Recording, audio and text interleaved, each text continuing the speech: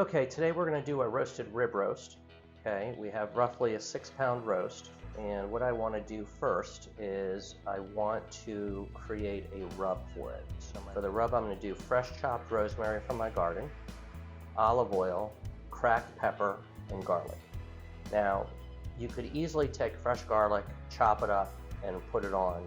What I like to do is I like to roast the garlic in advance, and it becomes like a mushy paste. It gives you a really nice even coat, and it's just delicious. So what I did is I took fresh garlic and I wrapped it in aluminum foil. I put it in the oven at, I believe it was 350 degrees, and it was about an hour and a half. And when I take it out,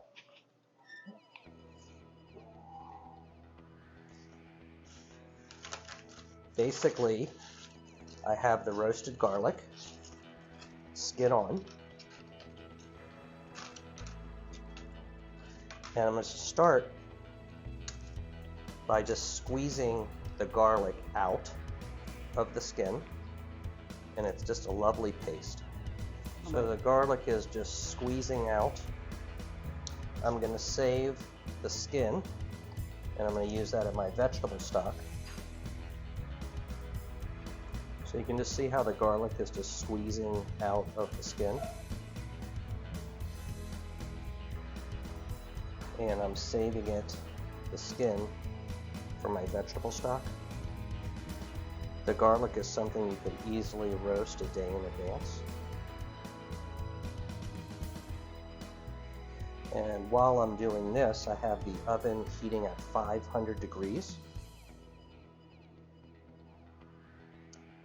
We'll go ahead and put the rub on the meat, and then put the roast in the oven at 500, get a nice brown sear on the outside, and then lower the temperature to 350.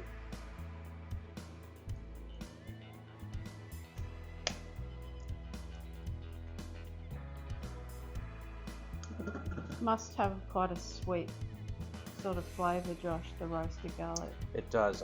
My family loves it. We'll take this, and this will be our spread for our bread. We don't need butter. Okay. So I'm now going to add our chopped rosemary.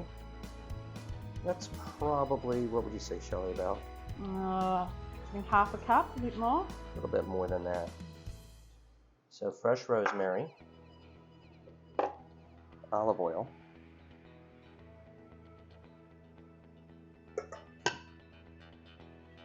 Bit more than half a cup again.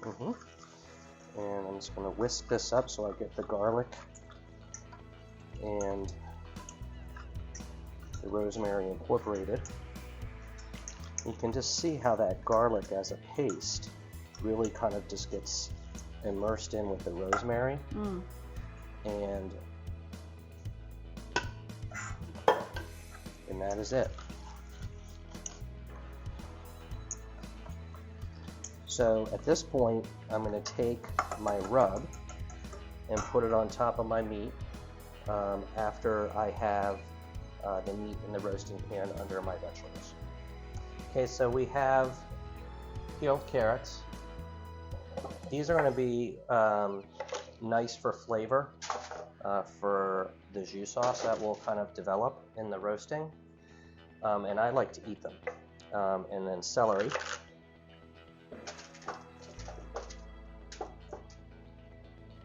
And as the meat cooks, it's just going to sit on top of this.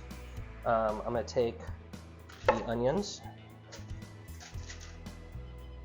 cut them in half.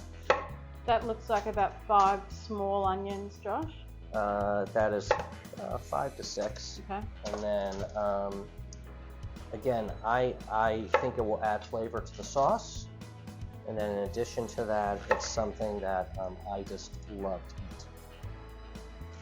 When we roast our rib roast, it's going to be bone side down. Now, here's another whole clove of garlic, or whole bulb of garlic. I am literally just going to put this in the pan as it is. And that is going to be just something that when we are eating the meat, we can just go ahead and take a clove of garlic with a fork and squeeze out the garlic and put it on our serving. Yum. Okay, so at this point, I'm going to go ahead and take our roast, bone side down, put it on top of my vegetables. I'm going to take my rub. This is the rosemary, the garlic, the olive oil. Okay.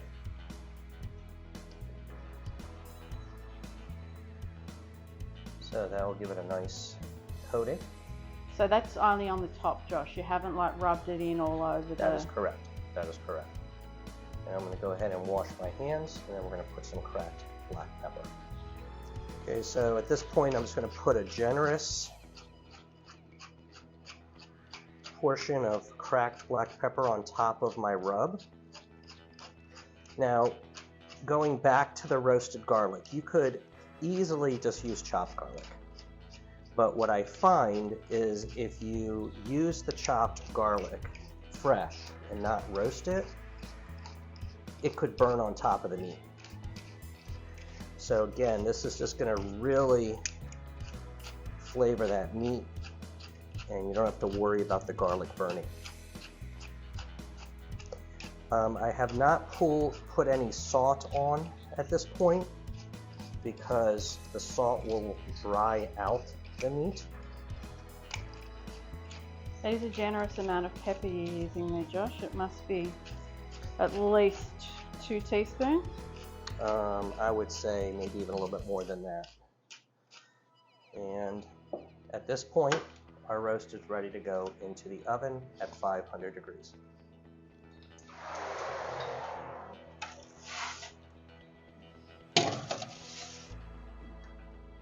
Okay, so we're going to check our roast. Oh, that smells beautiful. Oh. Oh. Looks delicious. Smells wonderful. What you can really see here are the vegetables. Nice caramelization underneath. You remember my whole clove of garlic, that's going to be just delicious. And my onions. What So I'm about temperature? 136, which is perfect. Okay. So I'm just going to let it rest, and then we'll have a lovely meal. Beautiful. How long are you going to rest it for, Josh? I'm thinking about 20 to 35 minutes or so, and we'll be ready to carve it. Gorgeous. Okay, so our roast has rested. We're going to go ahead and get ready to carve it. And you've got a helper. I've got a helper who is anxiously waiting for something. So I'm just going to start to carve at the top against the bone.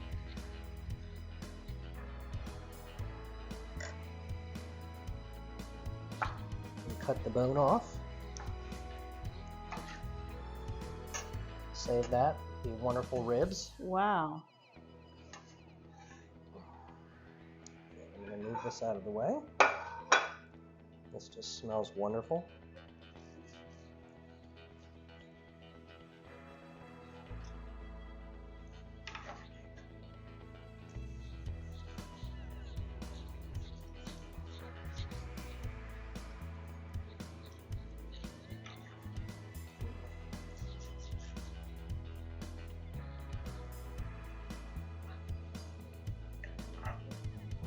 Nice medium rare cook, Josh. Thank you.